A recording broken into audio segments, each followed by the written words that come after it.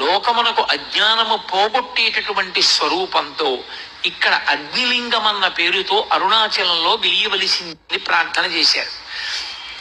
ఆ కారణం చేత అరుణాచలంలో అగ్నిలింగం ఏర్పడింది. అది అక్కడ ఏర్పడినటువంటి శివలింగం. ఇన్ని జన్మలు ఎత్తలేకపోతున్నాం, అందులో వచ్చేది కలియుగం.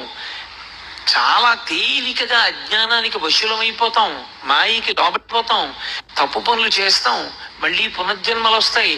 మరి అలా రాకుండా ఉండాలంటే మాకు ఒక తేలిక మార్గం ఏదైనా ఉపదేశం చేయండి అన్నారు. ఆయన అన్నాడు, దర్శనాత్ అభ్రసదసి అన్నాడు. చిదంబరం వెళ్ళి ఎలా దర్శనం చెయ్యాలో తెలుసుకుని అలా దర్శనం చెయ్యండి, ఇక మీరు పుట్టవలసిన అవసరం ఉండదన్నాడు. అంతటా నిండి నిబిడీకృతమైపోయింది పరమేశ్వర స్వరూపమని అర్థం చేసుకోగలిగిన వాడికి చిదంబర దర్శనం తెలుస్తుంది. లేని వాడికి చిదంబర దర్శనం అర్థం కాదు వెళ్ళిన.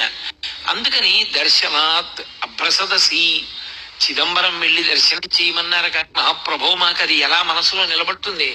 అంత తేలిక సాధ్యం కాదు.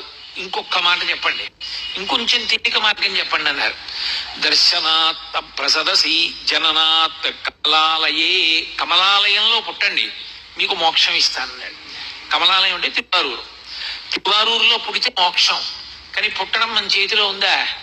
ఎక్కడ పుడతానో, ఏ కాలంలో పుడతానో ఎవరికి తెలుసు.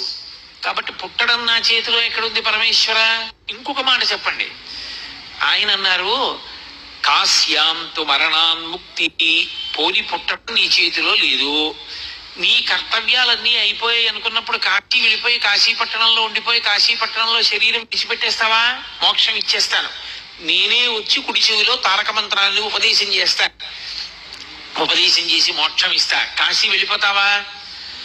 అయ్యా కాశీ వెళ్ళిపోవడం అంటే అంత తేలిక? పిల్లల్ని వదిలేసి మనవల్ని వదిలేసి, పైగా నేను వెడదామనుకునే లోపల శరీరం వదిలిపెడితే ఎలా సాధ్యం అవుతుంది? అందుకని కుదరదు. ఇంకొక మాట ఏమైనా చెప్పండి. స్మరణాత్ అరుణాచలే, ప్రతిరోజు ఒక్కసారి అరుణాచల శివ, అరుణాచల శివ, అరుణాచల శివ అని నేను 3 మాటలు అంటున్నాను. 3 మాటలని శివుడు అనలేదు. స్మరణాత్ పైకి కూడా అనమని చెప్పలేదు పరమశివుడు. లోపల ఒక్కసారి అరుణాచల క్షేత్రాన్ని నువ్వు స్మరణ చేయగలవా? ఒక్కసారి గుర్తు తెచ్చుకోగలవా? అరుణాచల క్షేత్రాన్ని ఒక్కసారి గుర్తు తెచ్చుకుంటే మోక్షం ఇచ్చేస్తాడు.